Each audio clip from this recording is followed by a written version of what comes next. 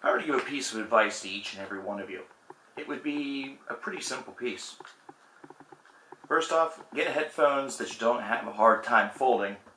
But secondly, each and every night, each and every chance that you get to sample something that you don't know, to look at a name that doesn't ring a bell and give it that opportunity, that chance.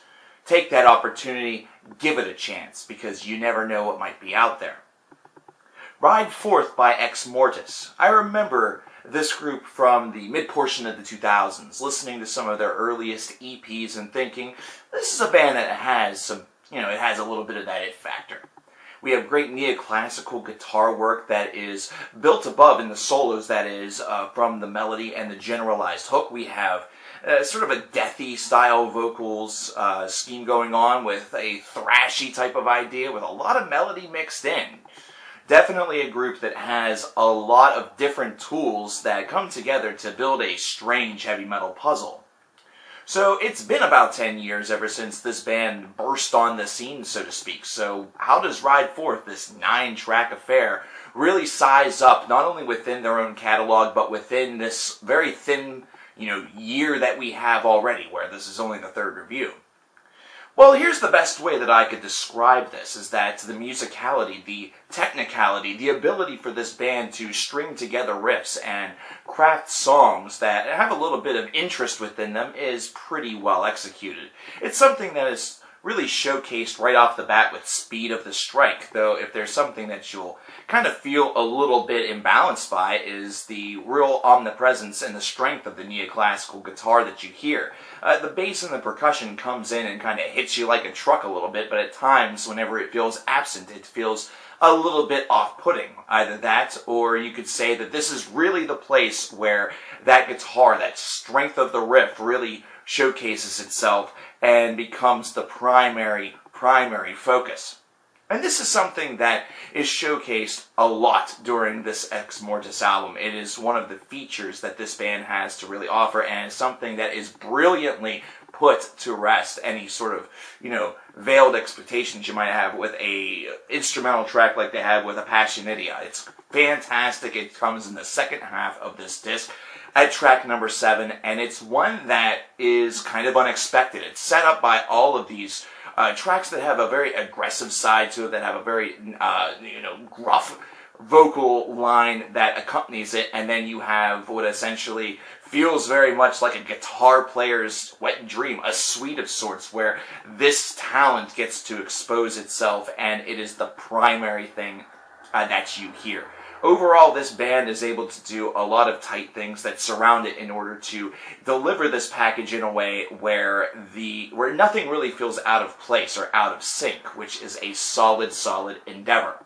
And it's a very good thing to see and a very good thing to hear, because there are a couple of shortcomings that this band does seem to possess. And the first one really does go directly within the lines of the vocals. Now, while these vocals tend to go fairly well with the music that surrounds, it doesn't feel completely out of place. It's not as though you're tuning into a 3 Inches of Blood album and hear those vocals surrounding doom or drone metal. No, this is one that fits, but it's one that at times seems like it goes very little, aside from its little comfort zone. It's a very static vocal style that seems to be very akin to a certain range, and that's the full extent of where these vocals go. It at times can feel a little bit monochrome.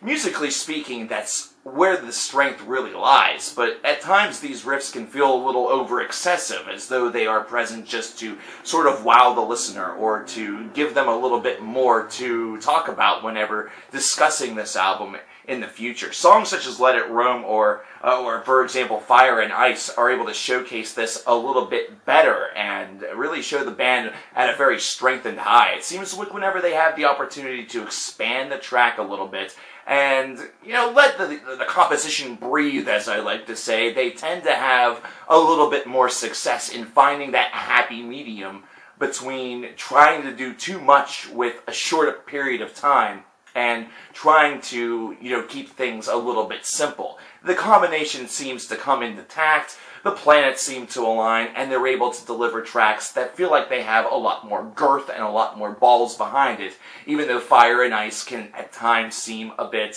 vocally static by itself and lyrically as well.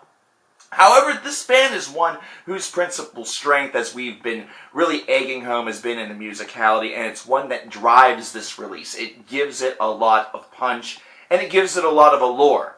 The static nature of the vocals is not really a deterrent to many. It's a deterrent only to those that want to have more within their vocal construct, I suppose. And for me, that's where the idea of objectivity and subjectivity get a bit blurred, considering something that I am big on are vocals that tend to go into a wild and widely dynamic range. We saw that just a week ago whenever I talked about 10 of my favorite male vocalists, and the female list is coming soon.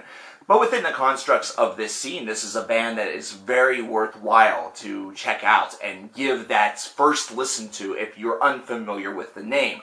My words are in no way set to deter you from this, considering they do still have plenty to offer. Their overall musicality is certainly worth checking out by itself, as their song construction has a great feel and a superb tone behind it. Also, the flow of this album does not deter or deflect into any other different realm or different universe that's so vastly different from what you've gotten, within the constructs of the past couple of tracks. It's to the point where the instrumental feels like the furthest deviation from the course. So if you like a direct approach, this is a band that will give that to you. Overall, not a bad release. It's something where I hope to hear a little bit more from their future endeavors. I think that they have really the skills to craft just some mind-bending tracks, really ones that could tell a phenomenal story, and I hope that these are elements that they tap into with their next release. It seemed like that some of their earliest works have a lot of creative oomph behind it, whereas this one at times can feel a bit creatively, stuck in a rut. But still, a 79 out of 100 is not a bad score whatsoever. In fact, it's one that feels a little bit low, but it's about where I'm at after my 3-listen minimum. This might be one that really transfers and transforms into something more as the year progresses, since it is ultimately very early. But I want to know what your thoughts are about this album from Exmortus. Let me know in the comments below. I'm coverkillernation, and I cannot reiterate the fact enough that if you have a moment, if you have an opportunity to scope out something brand new tonight, be it Exmortus, Mass Distraction, which we talked about a few days ago, or something else, take that opportunity tonight, and then post in the comments also some of